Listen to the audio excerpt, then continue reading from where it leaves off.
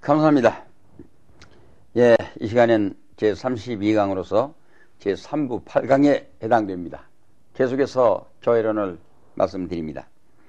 이 시간에 특별히 지난 시간 이 교회의 권세에 의해 가지고 이어서 오늘은 교회 권세의 성질에 대해서 말씀을 드리겠습니다.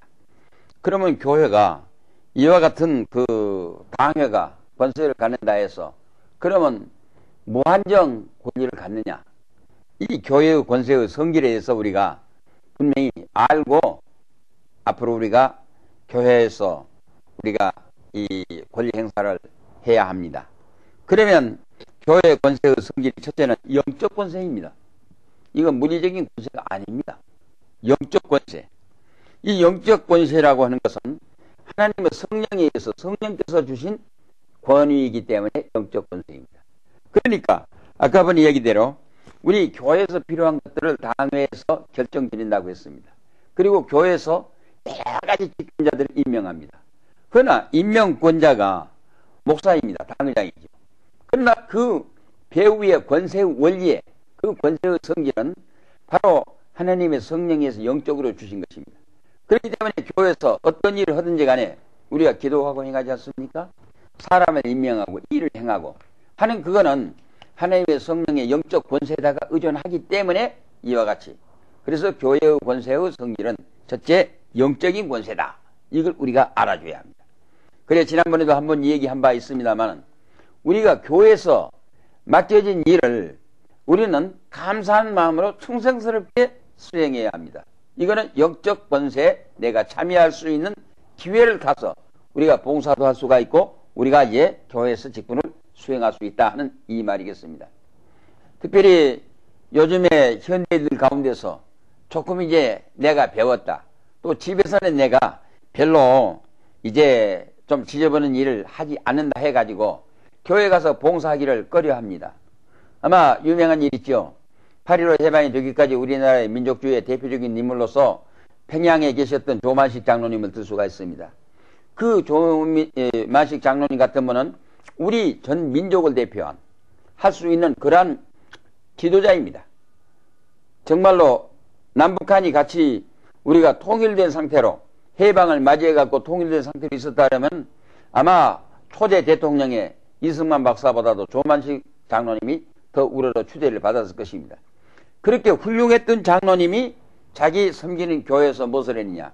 예배당에 들어갈 때 지금은 모두 신발을 신고 들어갑니다만은 우리 한국의 초대교회 시절에는 마루가 되고 거기에 신상자가 있고 그 다음에 꿇어 엎드려 앉아서 예배를 드렸습니다. 그럴 때 조만식 장로님이 친히 그 어린 애기들 코를 닦아주고 가면서 들어오고 나가는 모든 사람들의 신발을 받아서 정리하는 그 일을 했다는 것은 우리 한국 교회사의 유명한 한 일화로 남아 있습니다. 바로 이것은 무엇을 말해주고 있습니까? 바로 이것은 우리 교회의 권세라고 하는 것은 영적 권세이기 때문에 주어진 직책의 사명을 열심히 순종하고 수행해야 하는데 우리나라에서 지금 조금 내노라 한 사람들은 교회 가서 봉사하는 것을 남의 일로 생각합니다. 예? 가서 교회 가서 봉사하는 일을 지저분한 천한 일로 생각합니다. 그건 잘못된 생각입니다. 하나님께서 영적 권세로 주신 하나님의 거룩한 이 교회를 위해서 내가 몸을 들여가지고 봉사할 수 있다 하는 이거는 하나님께서 주신 영적 은사요 축복이요 권세로 알고 우리가 순종하면서 들어가야 한다는 걸 알아야겠습니다. 그 다음에 영적 권세 다음에 두 번째는 목표적인 권세입니다. 목표적 권세. 이 권세는 반드시 성령의 인도하심을 따라서 하나님의 말씀과 일치하게 행사되어야 합니다. 또한 교회의 왕이신 예수 그리스도의 이름으로 시행되어야 합니다. 다시 말씀드리면 목사님이 담임 목사님이 행하시는 이 치리의 권위는 하나님의 성령께서 영적으로 그리스도께서 주신 하나의 권세이기 때문에 비록 이것이 목회자가 시행하는 목회적 권세라고 할지라도 그 배후의 임에는 하나님의 영적 권세요. 예수 그리스도의 명령에 의해서 예수 그리스도의 이름으로 그거는 왜 그렇습니까? 왕이신 예수 그리스도의 명령을 순종하는 그 집행하는 과정에서 시행되는 이 권세 행사이기 때문에 우리는 그것을 영적 권세와 함께 목회적 권위를 인정하고 존중해 줘야 한다 하는 이 말이겠습니다. 이러한 의미에서 목회자의 권위는 교회 안에서 영적이고 목회적이고 권위의 인정을 받고 교인들의 사랑과 존경을 받아야 하고 마땅히 그렇게 해야 합니다. 정말 우리 한국교회 목사님들이 또는 이 교회 목사님들이 이러한 이 교회의 권세의 성질에 대해서 바로 이해하고 우리 교인들이 바로 이걸 이해하고 그대로 실시하고 그대로 인식하고 그대로 우리가 시행해야 한다 하는 말씀을 드립니다. 그 다음에 가서는 여러 가지 유행의 교회의 권세들에서 말씀을 드려야겠습니다. 교회에 가서는 먼저 교리권이 있습니다. 교회가 갖는 교리권이라고 하면 무슨 말합니까? 첫째는 하나님의 말씀의 보존입니다. 교회를 통해서 하나님의 말씀을 보존해야 합니다. 그 다음 두 번째는 성례를 집행해야 합니다. 하나님의 성례를 집행한다는 것은 하나의 교리권입니다. 그 다음에 신조와 신앙 고백을 제정해야 합니다. 적어도 신조와 신앙 고백을 제정한다는 것은 은사는 여러 가지지만 믿음은 하나입니다. 공동체의 단체의 교회가 보편적인 통일을 유지하기 위해서는 기준이 세워져야 합니다. 그 기준, 권력을 세우는 것이 교리고 신조이기 때문에 교리와 신조는 존중되어야 합니다. 이제 이것이 로마 카톨릭교회, 천주교에서는 교황령에 의해서 정해지면 그것이 됩니다. 그러나 우리 개신교에서는 적어도 어느 것이 더 성경적이냐? 하나님의 말씀은 성경을 기준으로 해서 기도하고 모여서 성경을 해석하고 성경 해석한 교회의 기준에 맞춰가지고 치리권에 이 명문을 분석하고 시행하는 것입니다. 그래서 우리가 이 교회에서 시행되는 권위는 바로 이런 의미에서 우리가 인정을 해요. 그래 신조. 그 다음에 신학을 정하는 신학 연구로 교권을 확보해야 합니다. 우리가 특히 장로교에서 제가 지금 강의하고 있는 조지신학은 필수 중에 필수 과목입니다.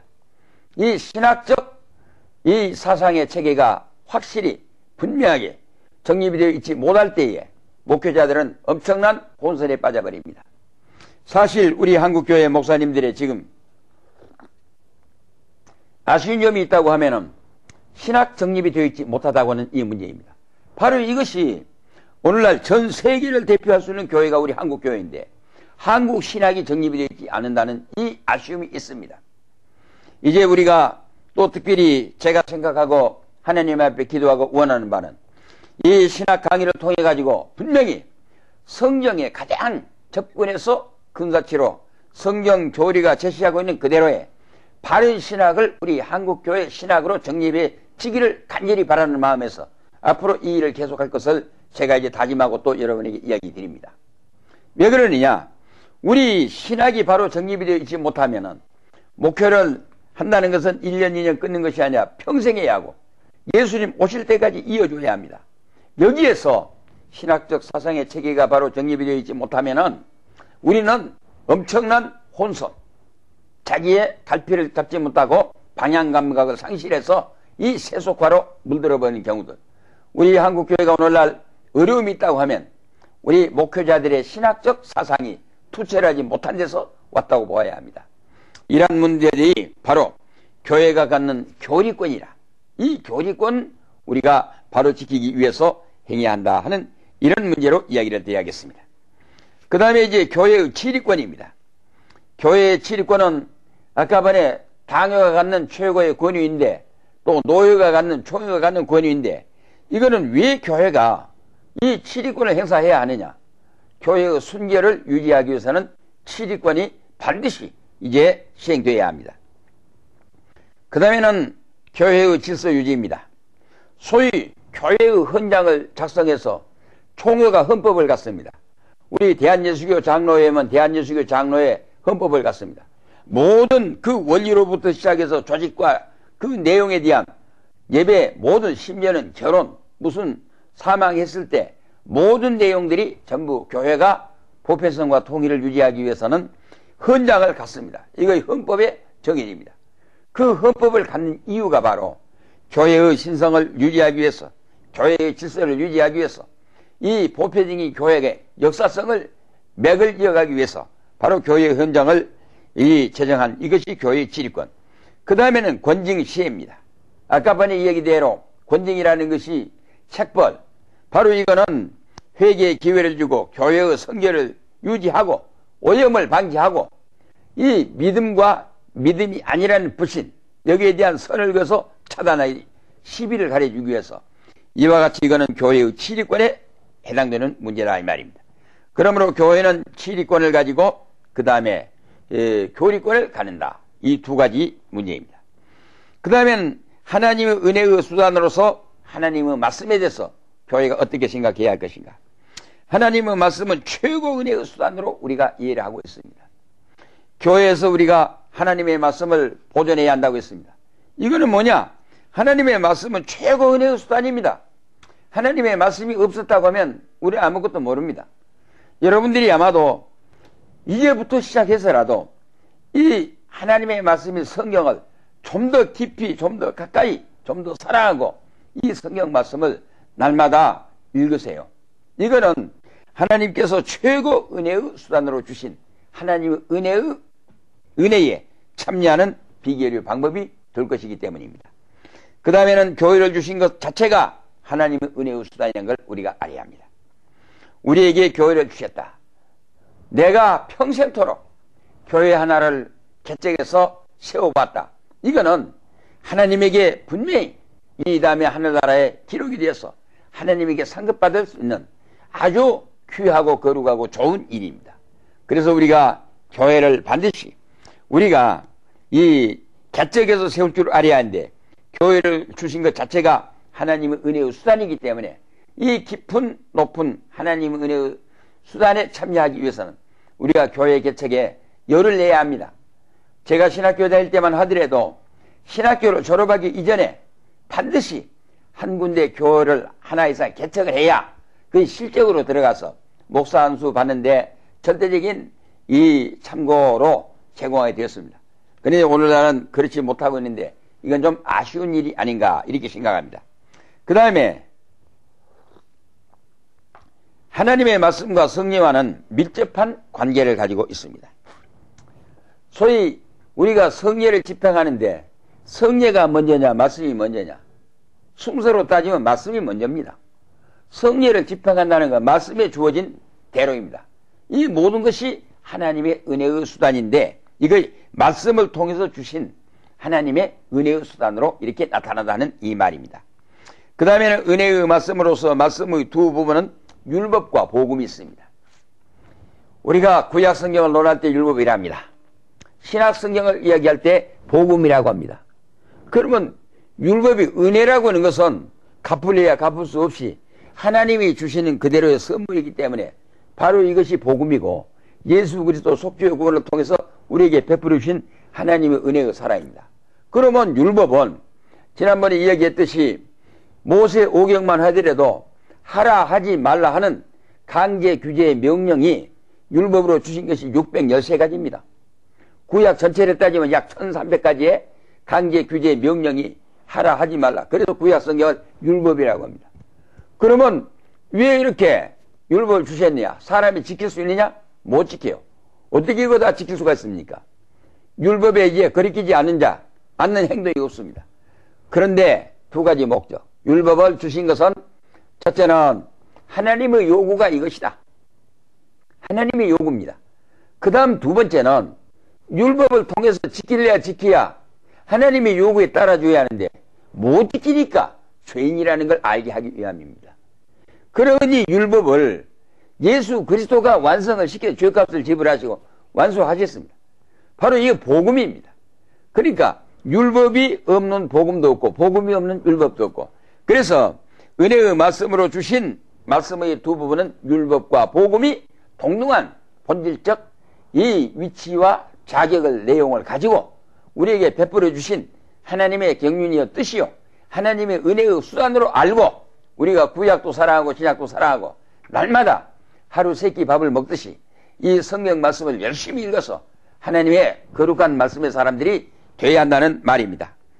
그 다음에는 은혜의 방편은 세례와 성찬으로 교회에서 행하고 있는 우리의 성례로 이렇게 표현할 수 있겠습니다. 이 세례는 죽었다가 산다는 죄 씻음에서 나오는 중생적 의미를 갖는 교회이기 때문에 중요합니다. 그 다음에 이 성차는 우리가 성화의 의미를 갖습니다. 성차는 무엇입니까? 이 떡과 포도즙으로 먹고 마시지 않습니까? 이거는 예수 그리스도의 피와 살을 나를 위해서 죽으심에 대한, 내어주심에 대한 흘리신 피, 찢긴 살을 기념하는 예수 그리스도 오실 때까지 이걸 생각하면서 그리스도 예수 고난에 동참하며 예수 그리스도를 통한 이 은혜를 수용하게 된 방편으로서 우리가 이해하고 들어가야 한다 하는 이런 의미에서 우리가 갖는 뜻인 것입니다. 그 다음에 가서는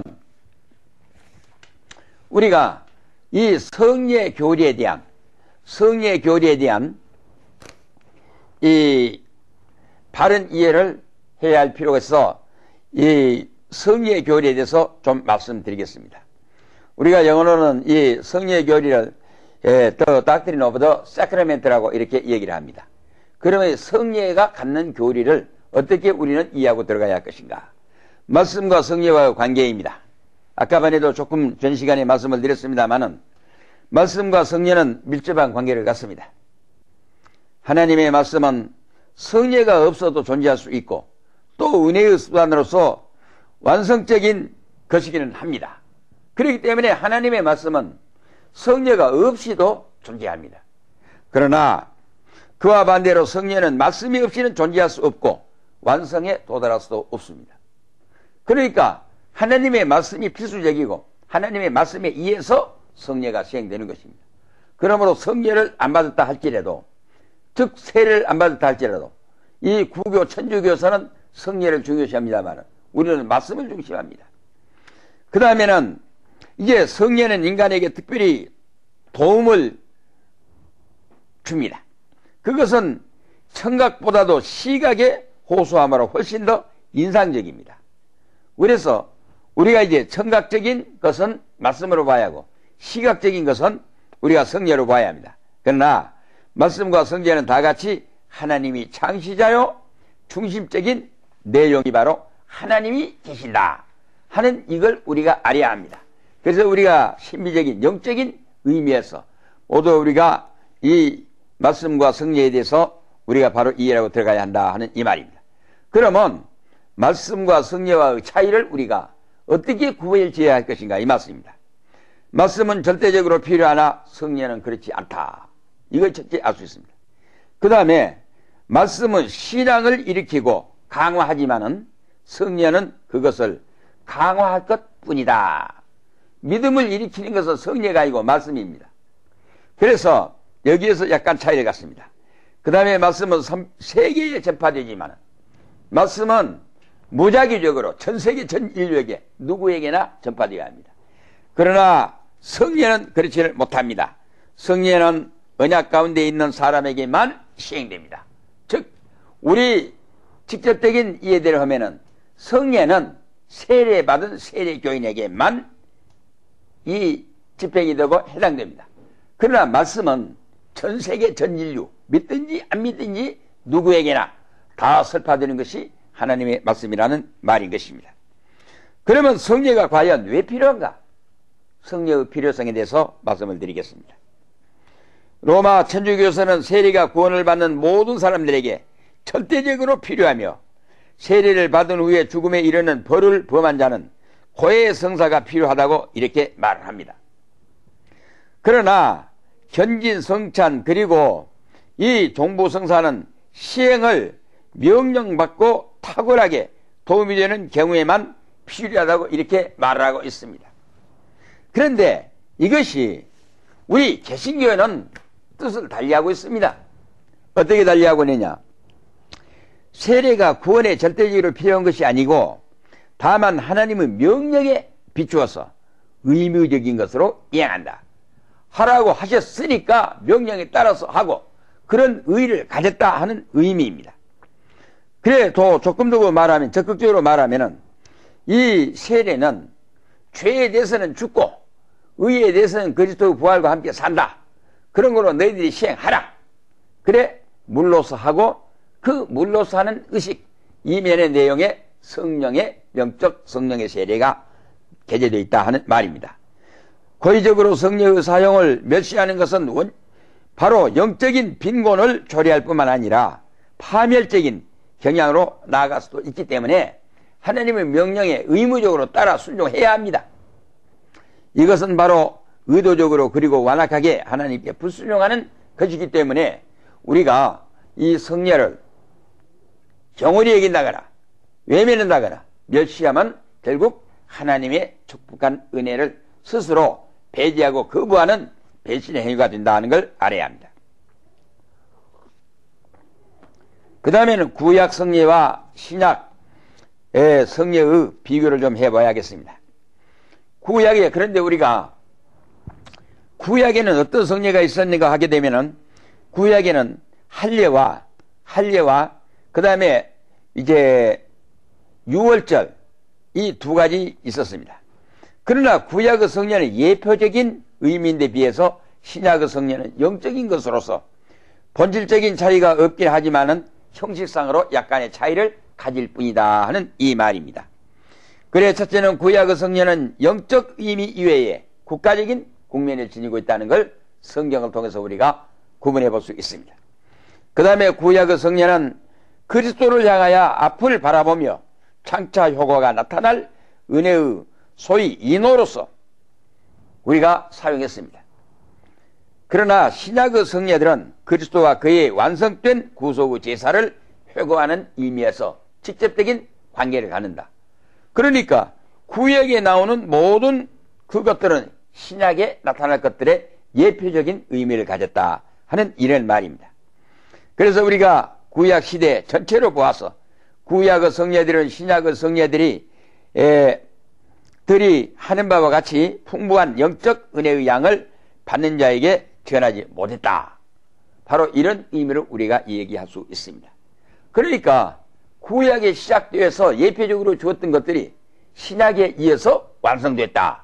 이렇게 우리가 이해하고 들어가면 되겠습니다. 그 다음에 이제 이 성례의 수가 뭐가 있느냐. 아까 말씀드렸으니까 간단히 이야기하면 할례와 유월절입니다. 이건 하나님의 백성의 구원을 상징하는 하나의 요식적 행위요 상징적 예표였다 이리 봅니다. 신약에서는 바로 세례와 성찬입니다. 이거는 피가 없는 성례는 하나님께 드릴 수가 없습니다. 그런 거로 세례는 우리가 죄에 대해서 씻는다, 죄에 대해서 속함받고 의에 산다. 그거는 예수 그리스도의 십자가 보혈. 바로 그리고 성찬은 바로 예수 그리스도의 피와 살에 직접 참여함을 상징하고 기념하는 이와 같은 의미를 가졌다는 이 말입니다.